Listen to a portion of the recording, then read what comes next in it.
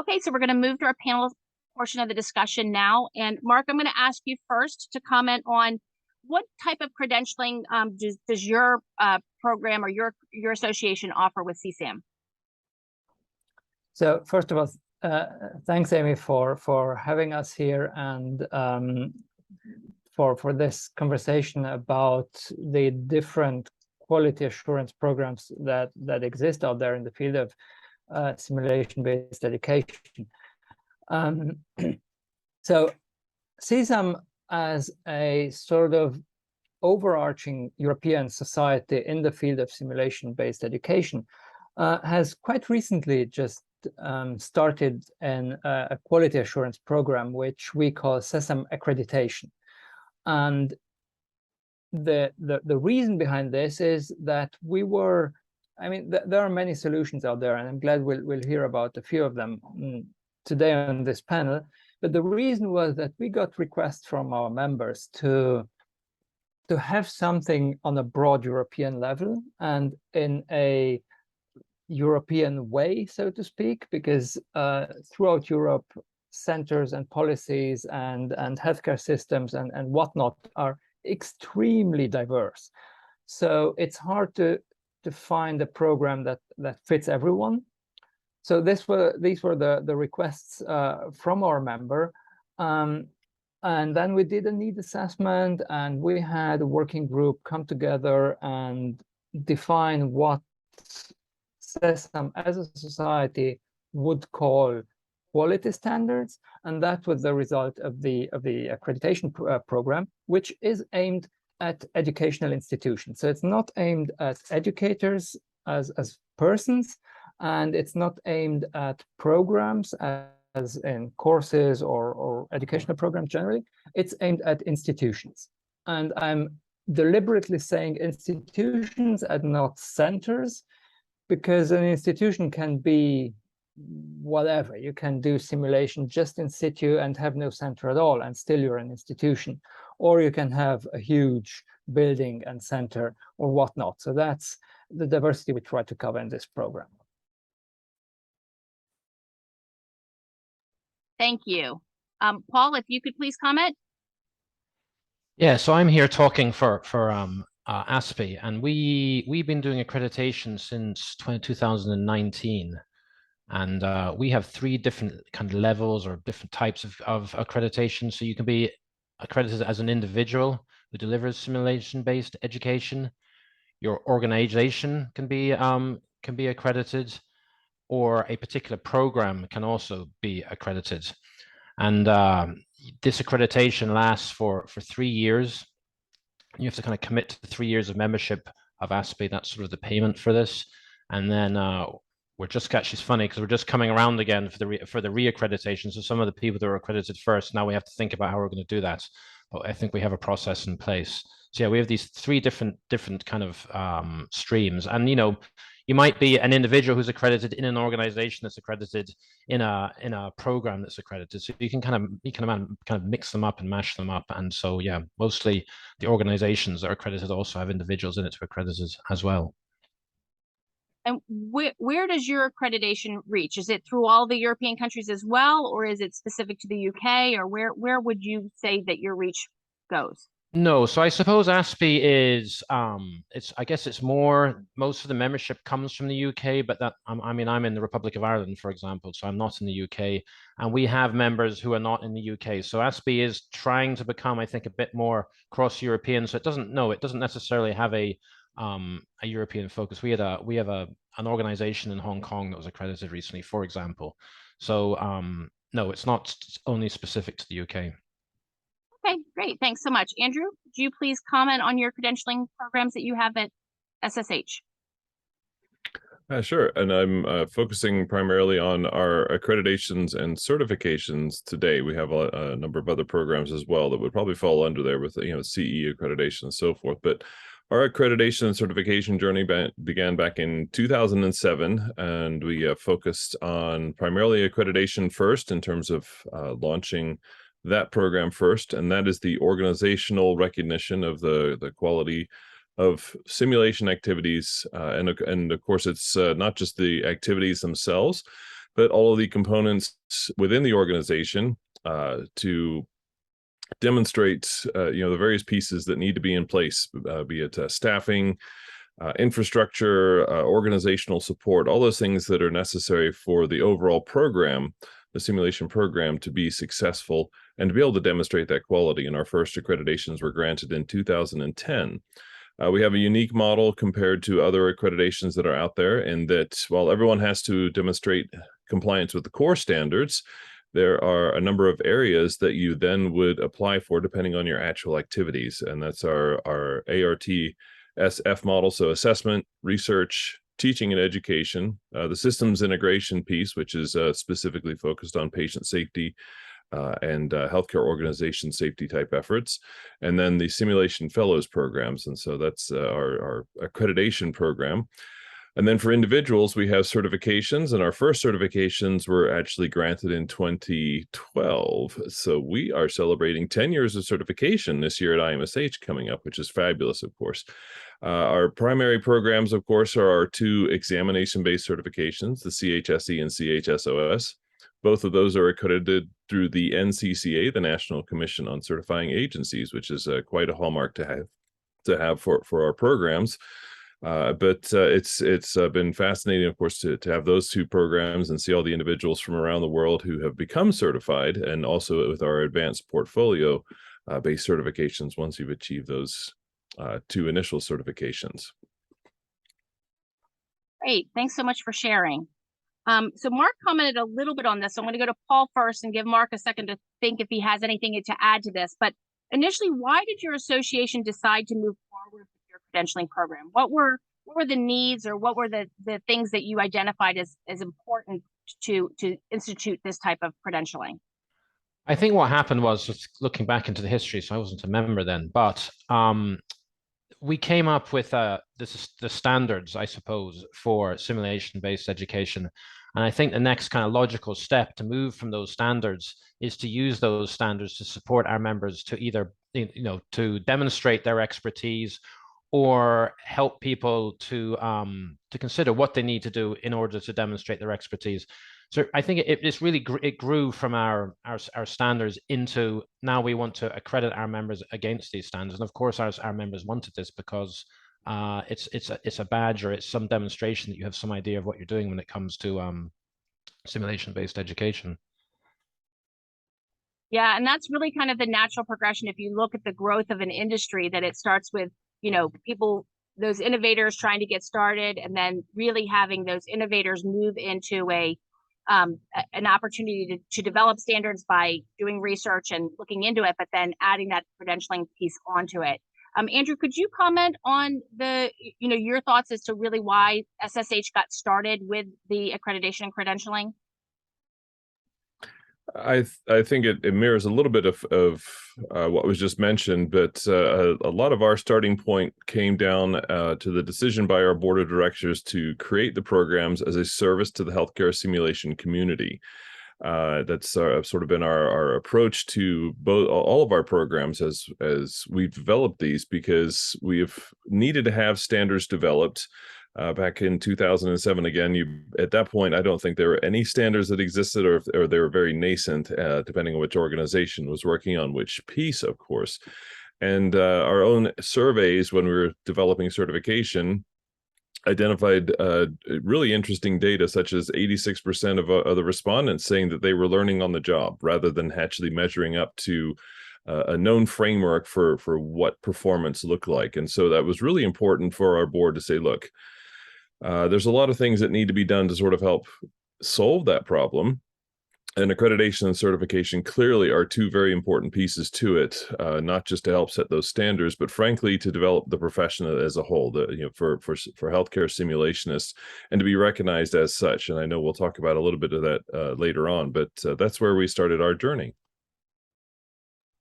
And from someone who started in 2006, before there were many standards or any credentialing out there, and I think the other interesting thing with simulationists is most of us started as one-man bands, where you didn't even have another faculty member to measure yourself against, or another person to go and talk to, unless you were reaching outside of your own organization. And so to really have this opportunity to have a benchmark or a measure really, again, added credentials to what you were doing, but also gave you some validity within your faculty at your own university, because everyone was trying to figure out, and of course we had difficulty with buy-in. So having that really did add an extra measure of validity to just for your own mental well-being of, am I doing this correctly? Am I, meeting these students' needs to the best of my ability? And are we offering them the best educational opportunity that's out there? So again, from being someone early on, I definitely can empathize with that. Mark, do you have anything to add to this? I know you already talked about your needs analysis and your community asking for it, but is there anything else that you wanted to add in to that question? Yeah, I think although I addressed this before, I think it's very important to see, and this came out from our needs survey, basically. Why did our members seek a quality assurance program? And what came out was that mainly they needed it in order to demonstrate adherence to certain quality standards, demonstrate it to their university, to their funding bodies, to whomever was asking, yeah, you're doing simulation, but how can you demonstrate you're doing it the right way? And so this was the basic need for it. And I would say this is also what the program is focusing on. Great, thank you so much. Andrew, can you kick off the question? What, if any, unintended benefits has your association identified with your credentialing program? Certainly, and obviously we expected things like improvement in quality of simulation and so forth, but it's been really fun to see what feedback we receive from our programmatic and individual applicants, and just to hear their stories. And I think one of the things that's been really fascinating on the accreditation side is I think pretty much every program without exception talks about the how important the self-assessment and accreditation process has been, because it obviously is quite comprehensive. It covers so many different areas of performance. There's outcomes that are required to show that you're measuring yourself and how you're learning from it, all these sorts of things like this. And it's really fun to hear all the programs talk about how it was a great opportunity to evaluate where they are, identify the stuff that's going really well, because a lot of things are going to be going really well. Frankly, every program is going to find some areas they're not so happy about. That's normal, of course. And so we approach this as a partnership and help them both identify those areas, and then through the review process with our peer reviewers coming in and helping them out, help identify potential ways that they can make recommendations for improvements, actually evolve their processes. So when they come up for reaccreditation a number of years later, they can show, hey, we've had some success in those areas now. And it's just been really interesting to hear everyone talk about how valuable that process was. Because it turns out it also, the other layer of that is that now you're getting the team involved, because a lot of times programs start with, as you mentioned, just one or two people. And so they sort of know all the inner workings, but to become accredited, you really need to have everybody involved. And when I think, especially from the organizational piece, when our reviewers are there and you're actually having time in front of your organizational leaders, your vice president, your CEO, again, there's so many different mechanisms for what that's called in a particular organization.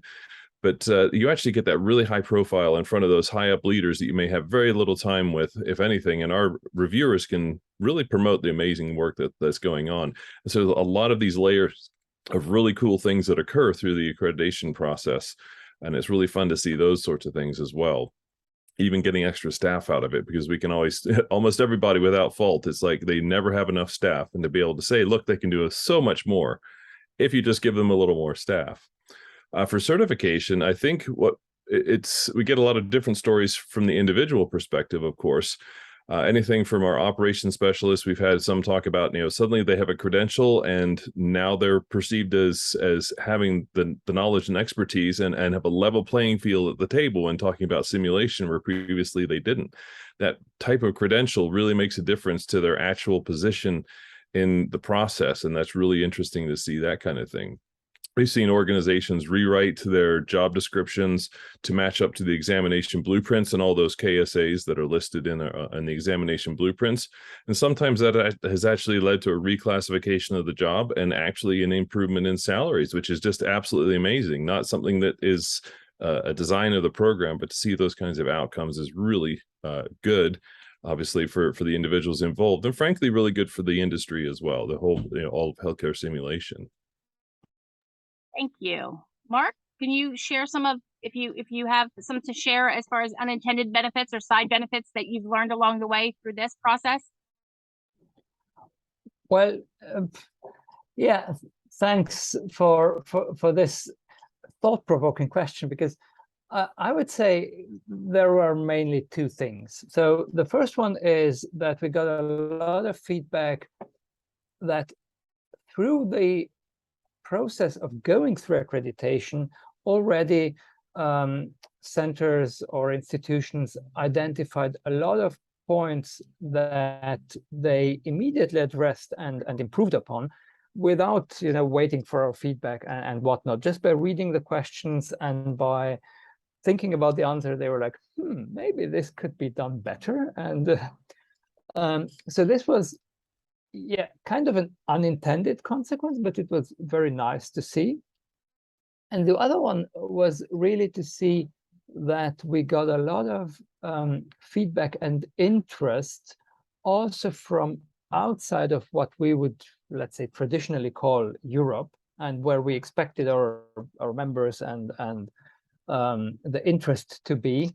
And this posed a whole lot of new challenges, because when we designed the process, we didn't design for traveling to, I don't know, to Mexico or somewhere. And all of a sudden it was, that was also an unintended consequence, and we're still dealing with that one. But I would say the main part is really that going through the process enables institutions to learn just by going through the process. I would agree with that for sure. Paul? Yeah, so I certainly agree with all of those points. One of the things we've been doing more recently in our accreditation, so once we've kind of gone through it, we actually ask the organization, is there anything they would like us to put in our report for them to share with their higher ups? Or if there's something, if they're looking for more money or more equipment, so we can go through the accreditation thing, and then we can put some stuff in there that maybe helps them do what they want to do or get where they want to go. So we've started doing that, and I think that's actually quite useful. So in addition to the report, they kind of get us, an outside organization, telling their bosses that they need more resources or something like that. Another unintended consequence is that it's led us to kind of, because we keep trying to apply these standards, it's led us to identify that we need to change our standards actually and update our standards, because as we try and apply them, maybe sometimes that isn't that easy. So we are just about to start a whole process of updating our standards, and part of the reason for that is because of when we kind of operationalize them and try and use them for accreditation, we can see that actually they need to be changed and they need to be updated. That's great. And from someone who has gone through the credentialing process, both programmatically as well as individually, I think to comment on Andrew's point of it being a huge growth opportunity, you do sweat as you are going through the process, but in the end of it, you're so thankful that you did, and you have that personal growth. One of the things, if you'll indulge me for just a second, one of the things that I noticed within our institution was it gave us the opportunity to pull out and dust off that policy and procedure manual and say, what's missing? What's missing in here that we didn't have in here? And I think that's kind of to what Mark was saying of like, we can make some improvements before we even go through the accreditation process or go through the review process. And I will say for all of you, it really does help when you are explaining to leadership why we need more staff, or why we need more faculty, or why we need more equipment or space or whatever it is, and the opportunities and the possibilities. And I think as simulationists, we all see each other locking arm in arm, but somehow somebody coming from a different institution with pretty much the same credentials as somebody that's going through the process, saying the same thing that person at the institution has said for years, it gets heard, it gets listened to, it gets evaluated. And I think that that's really important as our viewers are considering the accreditation and credentialing process. It's not just the rigor to prove that you're doing it well, but it's also to really give you the legs to support what you need to do into the future. So I would add those two pieces as well. Number 4, if you could deliver a message to every simulationist about your credentialing program, what would it be? And really what I'm looking for is, what, if you could tell them anything, what would you tell them? So I'm going to start with Paul on this one. Okay, so it is a bit of work. I won't lie. I mean, I've been both sides of it. I've been accredited. My organization is being accredited, and I've been an assessor. So it's not pleasant work, and it does mean that you have to kind of scrutinize what you're doing and how you're doing it, and provide evidence for that. So it's very good, like as Amy was saying, for kind of getting yourself. There's lots of work that goes in ahead of time to get yourself ready. But I think it's definitely worth it. I'm applying for promotion. It's part of my promotion package to my university. So I think it's important, particularly when people don't know what simulation is. So I think we need it. It shows a kind of professionalism. It can give some confidence that you know what you're doing. I guess when you go to talk to other people, if you're accredited, they have some confidence in what you're doing. So maybe as we start to kind of collaborate and work together, you know, if it gives some level of confidence perhaps in who you're working with. And yeah, it's definitely useful when you're seeking money, seeking promotion, wanting more, to demonstrate that you know what you're doing. You're not just making this up. And I think for people new to simulation, it provides a bit of a framework for how they need to, what they need to do in order to become a kind of competent simulation-based educator. Thank you. Andrew? I would definitely second that all these are worth your time and effort as an organization or as an individual. And you know, my one thing I would want to say to everyone who's listening is you really should get accredited and get certified, because these are such important pieces of the puzzle to not only grow healthcare simulation as a whole, but to grow yourself as an individual, to grow your organization, and that really supports the great work that we do in healthcare simulation and why we are all here doing this, because you know, we make a difference in the outcomes for those learners and then for our patients in the future. So just go after it. It's hard work, but it's absolutely worth it. Thank you. Mark? Well, if I were to deliver a message to anyone looking at our accreditation program, I would first and foremost say, be prepared for it in terms of take your time and be aware it will take a toll on your time to go through it, and read the documents, and after reading, decide whether it's for you or not. Don't just go for it because it sounds good or something. Read it and check, is this something we would like to do and go through?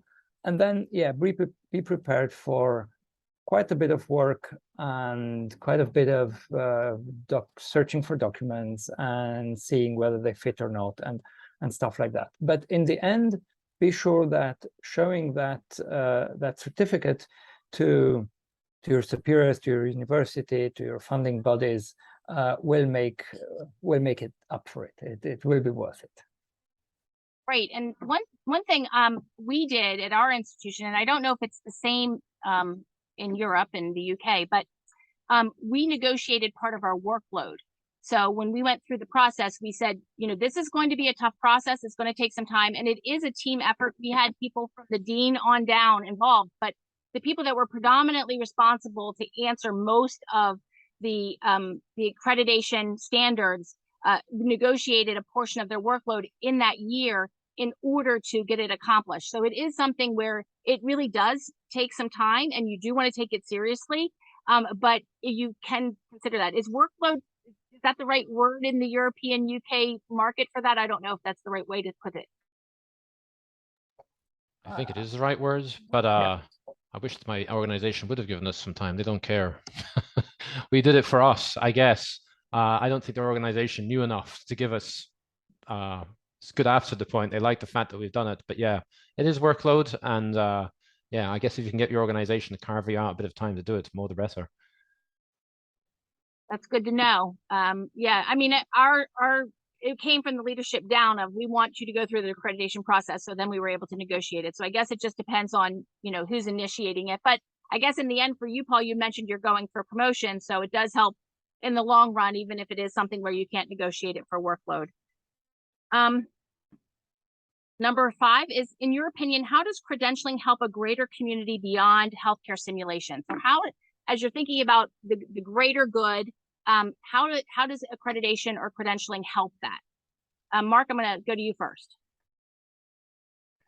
Thank you. I believe this is a very relevant question, because many times people ask themselves, are we going through this just, to have a sheet of paper to put on our wall, maybe next to other sheets of paper, or does it really make sense? And I believe in a world, in a system like healthcare, where more and more attention is paid to quality of whatever is provided, be it healthcare or care to the patient, education, whatnot. I think in this world, it is very relevant to be able to prove that your activities are up to a certain standard defined by some, let's say, body perceived as experts, whoever that might be, which organization. And if we are going to do this in education, this is my, let's say, my broader vision. If we provide good education, and I do believe that providing education according to standards set by a body of professionals is good education. If we're doing this on a broader scale, then we will end up with better professionals, and better professionals will definitely help the community at large and the system at large. So that's how I would see accreditation or certification helps. Right. Paul, could you address that question, please? Yeah, I mean, like, we know this. When we're delivering simulation-based education, we're pulling healthcare workers off their day job. They're not looking after patients. So we need to ensure that when they come to us, or when they come to our members, that the training they're being given is the best possible training we can give them, because the cost, the time that's required to do this. And so I think the credentialing ensures that we are delivering training, and the people there know what they're doing. And that's reassuring, I think, to the patients, to the providers who are spending time coming there, to us, and also for the seniors who have to sign off on people leaving their jobs to come to train. So we only have them for that short period of time. We've got to be doing a good job when we've got them, and I think credentialing helps to support that. Oh, I'm sorry. Thank you, Andrew. Your turn. Yeah, I think what I have to say probably echoes much of what you've heard here. When we look at our credentials, accreditation and certification, we recognize that everything that we are building through our standards, through our processes, whatever it may be, for each of those recognitions, it's all about ultimately the patient-centered focus, because that's anybody who goes through healthcare simulation is going to end up in some way affecting patients in the future. And if our simulations aren't done well, that carries on through to the patients, and of course the risks of poor outcomes for the patient. And so it's really important for the credentials to have that in mind. And I think I look at what we've done and said, look, we got to keep the patient in mind no matter what we do. If somebody comes certified or accredited and it's just a piece of paper, then it hasn't achieved the desired outcome. And so having that patient-centered focus as the end goal really establishes why it's so important to have these done and done well.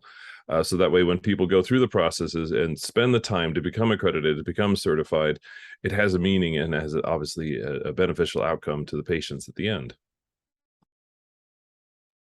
And I would say it's something US-based, but the National Council of State Boards of Nursing did a research study, and they found that up to 50% of clinical time could be replaced if good quality simulation is being done.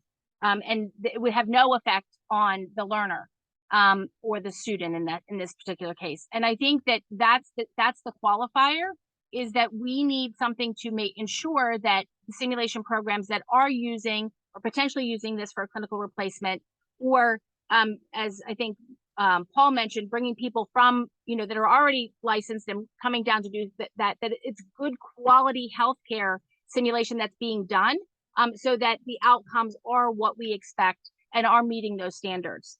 So thank you all. The last question that I wanted to broach with you all is many regulatory bodies for health professions. So if you think of whatever credentials, a medical school or a nursing program or a hospital, still recognize simulation as a new or novel educational modality. In your opinion, how does our collective credentialing work to speak to the efficacy of healthcare simulation? And Mark, I'm going to start with you. Okay, thank you. So while the statement that opens this question is true, I'm always a bit surprised by it, because calling simulation a novel teaching method is, well, anyway, it's not. We all know it has very deep roots, and you don't need to look into ancient history, but we've been doing it all the time. But they are looking at it as novel, and I think that does have some advantages, because you always, when you come and say, look, we are going to offer standards for this now, they are saying, oh yeah, this is needed, and instead of telling you, yeah, but look, we have standards for education like for 100 years. So I think this does offer some advantages to us in the community, and I believe that creating standards or levels of quality, that leads to the whole field being recognized as truly professional, although we were all the time. So I'm not saying we are getting professional, I'm saying we are getting the recognition as professionals. And so I think these two parts play together and, well, make the statement, I'm working in simulation-based education, more like, oh yeah, that's a good thing. It makes you more a recognized professional by having these standards. Thank you. Andrew, I'm going to ask you the same question. Certainly. And I think there's a lot of pieces that I see that what we have done and what all of our organizations have done, it does create that consistency to be recognized by those external bodies, because there's so many things that of course go into becoming accredited and certified. Now you're demonstrating that high quality simulation actual practice. It's to the standards. You've been measured by an external set of guidelines, and that gives confidence that your healthcare simulation activities, your use of healthcare simulation for research, taking simulation as a concept and saying, how are we going to support patient safety efforts by recreating what went well in a hospital and what maybe didn't go so well in a hospital. All these things suddenly become more important and become more recognized. With CHSE, it's been recognized as a magnet designation, and of course that's a U.S.-centric organization that recognizes high-quality healthcare organizations. But to have that credential as one of the pieces of evidence that those hospitals can submit shows that we're getting embedded in those healthcare organizations. They're seeing why accreditation and certification are so important. And I think the other piece of it, of course, is that as you see the growth of the programs over the years. I mean, we have 237 programs in 24 countries that are now accredited, and almost 4,000 individuals in 43 countries who are certified. You're going to see that it's going to be recognized. And of course, all that doesn't include all the numbers from everybody else that's doing all this work. And these other organizations can't help but take notice, because it has been an effort to improve healthcare simulation as a profession, as an industry, and just to grow us all, where we're now again sort of recognized for the amazing quality work that we do and how it promotes that patient safety and improves our learners and our outcomes and all these wonderful things. Thank you. And Paul, I'm going to give you the last comment of the panel discussion, and we'll move to questions and answers after that. Yeah, I mean, I don't have much more to add. I mean, I think it gives us some kind of professionalism. It shows that we're not just cranks in the corner of a hospital doing weird things with dolls. We are doing this as properly. It's based in theory. There's demonstrated evidence for effectiveness of what we're doing. We're participating in quality improvement, after action reviews. There's so much that we can do to help improve patient safety and the delivery of care. So I think it's just it's bringing that professionalism to what we're doing, and it's demonstrating this isn't just stuff that Paul O'Connor thinks is a good idea, but this is how we should be doing work. You know, simulation is not, it's not a nice to have anymore. It's become, you know, this is something we must do, and we must do more of it. And I think with the accreditation, it's starting to build a proper professional kind of support network around that. Well, thank you so much. I agree with all of you on that. I think that what my secret hope is that people from some of these regulating associations will watch this webinar, and we'll see that we do have some really valid credentialing opportunities, and they can begin, as Andrew mentioned, like the magnet program, adding some of these requirements in the credentialing for different programs and organizations, depending on whichever one it is that your program is associated with.